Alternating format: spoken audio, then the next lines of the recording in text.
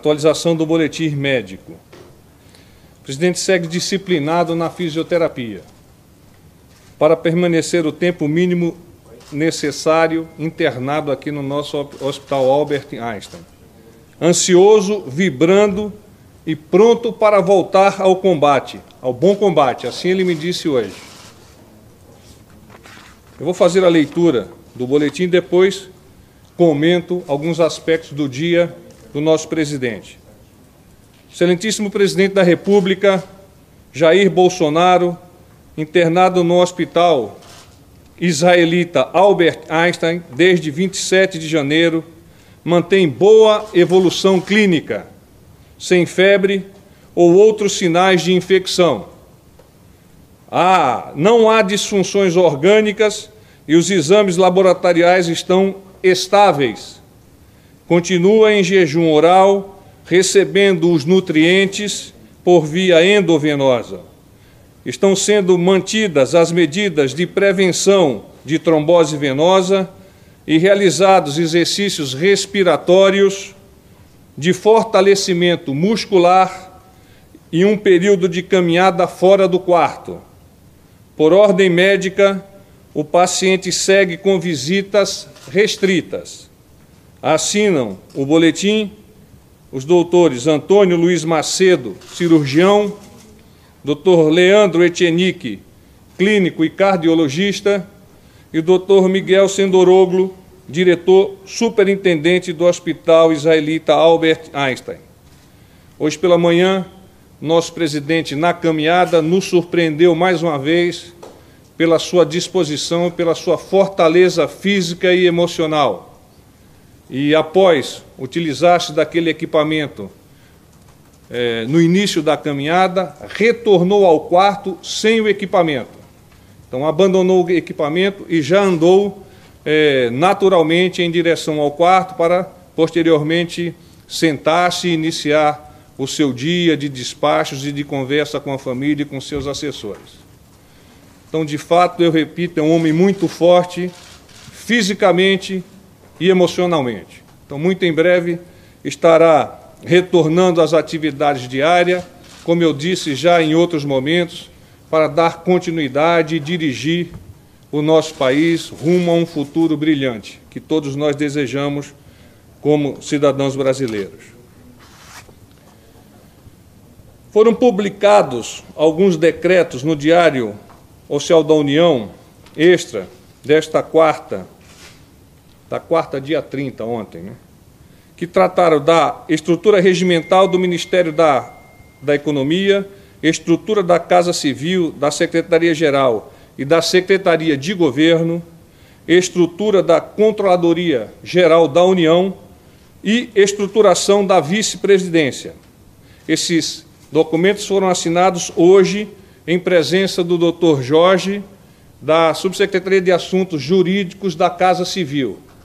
Então, o doutor Jorge veio de Brasília e fez um despacho pessoal com o nosso presidente.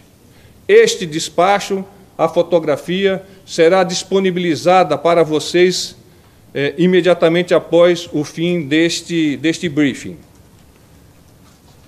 Vamos tratar um pouquinho mais a miúde dessas reestruturações. Com relação à estrutura regimental do Ministério da Economia, a publicação é necessária para manter funções gratificadas e funções de confiança nas superintendências da Receita Federal até 31 de julho de 2019, permitindo melhor organização e adequação das superintendências à nova estrutura do Ministério da Economia. Então, maiores detalhes eu peço que vocês se aprofundem diretamente com a Casa Civil e com os ministérios que estão relacionados. Estrutura da Casa Civil, da Secretaria-Geral e da Secretaria de Governo. A publicação é necessária para ajustar competências da Casa Civil e da Secretaria de Governo, detalhando as atribuições desses órgãos para evitar conflitos de competência estabelecidas na medida provisória de organização da Presidência da República. no que toca à estrutura da Controladoria Geral da União. A alteração é proposta pela própria CGU e tem como principal objetivo adequar as competências da CGU para o estabelecimento do programa de integridade a ser estabelecido no âmbito do governo federal, seguindo recomendação da OCDE. Vamos a Brumadinho, depois eu abro a possibilidade de perguntas. O Comitê de Gestão e Avaliação de Respostas e Desastres do Governo prossegue nos trabalhos de articulação dos esforços em apoio a Minas Gerais. Segue a atualização de providências adotadas pelo governo federal. Autoridades do Brasil e de Israel decidiram que a missão da delegação israelense em Brumadinho chegou ao fim com êxito. Os comandantes brasileiros elogiaram a equipe que veio ao Brasil pela grande e importante contribuição profissional para a operação de resgate de vítimas. A delegação de Israel transferirá a responsabilidade de maneira ordenada para a equipe de resgate brasileira e retornará ao seu país. Na verdade, o retorno está previsto, a princípio, para as 17 horas local, Confins, Minas Gerais. Até o final do dia 30 de janeiro de 2019, todas as empresas de telefonia móvel que operam na região de Brumadinho cumpriram as decisões judiciais de quebra de sigilo de dados telefônicos e telemáticos de celulares que se conectaram às estações radiobase entre as 24 horas do dia 24 de janeiro de 2019 e 24 horas do dia 25 de janeiro de 2019, em área cujas coordenadas foram informadas pela União, repassando informações como nome de usuário, CPF, e-mail do aparelho celular, cidade de origem e data-hora do registro. Então, essa é uma atuação do Ministério das Comunicações e a anterior, uma atuação da Casa Civil. O monitoramento indica que a pluma de sedimentos do rompimento da barragem do Córrego do Feijão chegou a São José da Varginha, que fica a 98 quilômetros de distância de Brumadinho, no dia 30 de janeiro, entre 11 e 12 horas. Então, é uma ação do Ministério das Minas e Energias e da CPRM. No que toca a mensagem ao Congresso Nacional, que será lida no próximo dia 7, o nosso presidente já gostaria de iluminar algumas das suas percepções lá inseridas. Primeiro delas, vamos trabalhar juntos para resgatar o Brasil. Proporemos uma nova previdência, mais humana, mais justa, que não retire direitos e restabeleça o equilíbrio fiscal, que garanta que nossos filhos e netos tenham um futuro assegurado. Levaremos ao Congresso uma proposta que auxilie no combate ao crime organizado e à corrupção, atacando o fim da impunidade por meio da lei anticrime. Na área de infraestrutura, trabalharemos para acabar com os gargalos logísticos que tentam atrapalhar o setor produtivo do Brasil.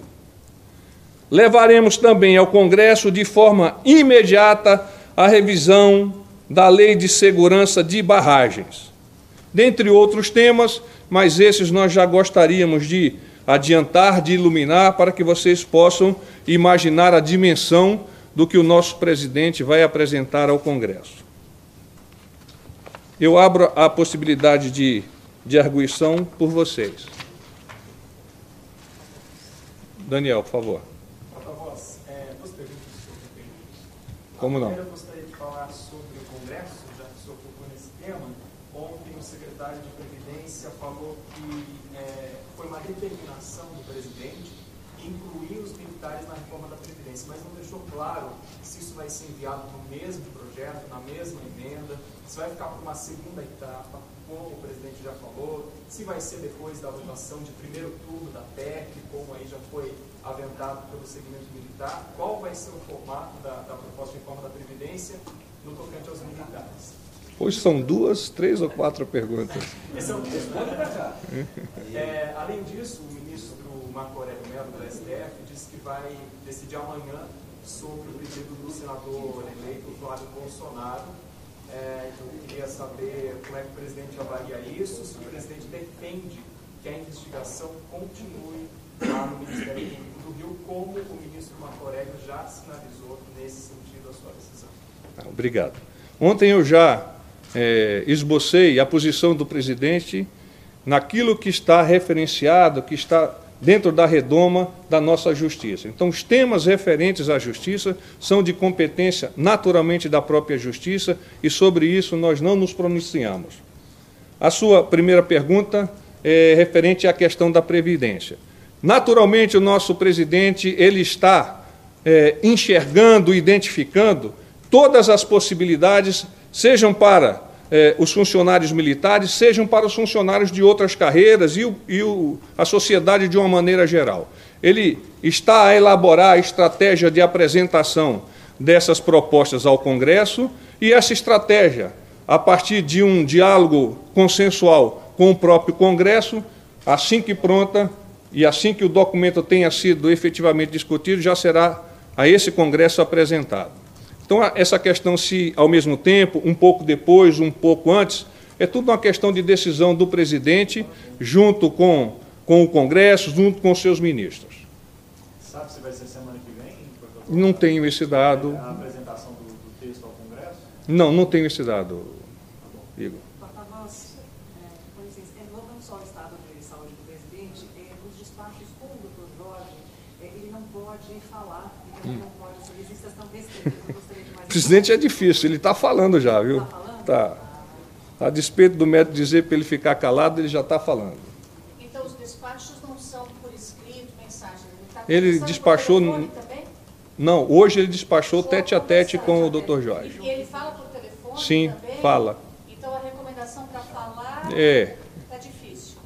Eu diria que ele vem tentando adaptar-se a essa recomendação, mas o espírito dele é de liderar pelo exemplo, liderar pela conversa, pela convicção daquilo que ele tem, expondo aos seus ministros. Então, eu tenho que reconhecer que é difícil que ele ainda se domine no que toca a essa questão de falar. Mas tem procurado atender aos ditames que os médicos lhe impõem. Porta-voz, em relação à reportagem... Qual é a sua empresa? Pois não. Em relação à reportagem publicada pela revista Época, em relação à ministra Damares, a motiva dela, tem algum comentário do presidente? Eu não compreendi, por favor. A reportagem publicada pela revista Época em relação à adoção da filha da ministra Damares, o presidente tem algum comentário? Não, isso é um assunto naturalmente de responsabilidade da ministra Damares e caso por parte da imprensa haja alguma dúvida, a ela deve ser direcionada a pergunta. General, o senhor falou que o presidente está conversando pelo telefone e tinha possibilidade de videoconferência também. Além desse despacho presencial, ele conversou com algum ministro, ele fez alguma videoconferência? Não fez videoconferência e, ao menos que eu saiba, também não conversou com ministros hoje. Mas no próprio quarto já conversa com a esposa, com o filho e com os assessores. General, César Diniz, Ô César. há alguma previsão de algum ministro vir para cá nos próximos dias? Não há previsão. Amanhã, ao menos, não há previsão, até porque o ambiente está redirecionado para Brasília com a abertura do Congresso. A posteriori, no sábado e domingo, nós ainda vamos avaliar essa necessidade. O presidente está evoluindo muito bem, nós temos esperança de que a semana que vem as notícias sejam tão alvissareiras e ele de pronto já possa decolar em direção a Brasília. Porta-voz, nenhuma perspectiva da mudança da alimentação? Você falou jejum ainda. Sim, ainda continua jejum. Alguma perspectiva da mudança? Não, os médicos não me adiantaram isso, mas na última oportunidade que eu tive, e isso foi discutido, isso é natural, é do processo, ele ainda continua com a alimentação endovenosa e, posteriormente, passa para líquido, posteriormente para pastoso e depois é o sólido. O quando nós ainda não temos, obviamente vai depender de avaliações do médico em relação ao estado clínico do presidente. Porta-voz, quanto às dores que o presidente estava sentindo, elas melhoraram? Melhoraram bastante. Como que vai ficar com a ida do senhor para Brasília? Como que vai ficar os veículos? Nós temos uma estrutura que eu vou a Brasília também para conduzir as palavras do presidente a partir de lá, num dia tão especial que é o dia de amanhã. Mas nós mantivemos aqui uma estrutura semelhante, vamos dizer assim, um avatar do porta-voz, que eu posso já apresentar, que é o Coronel Peregrino, que vem comigo do Centro de Comunicação Social do Exército, onde era o chefe da agência Verde Oliva do Exército. Gente, obrigado, paz e bem. Fique com Deus. Obrigado. Segunda eu volto. Segunda eu estou aí. Obrigado.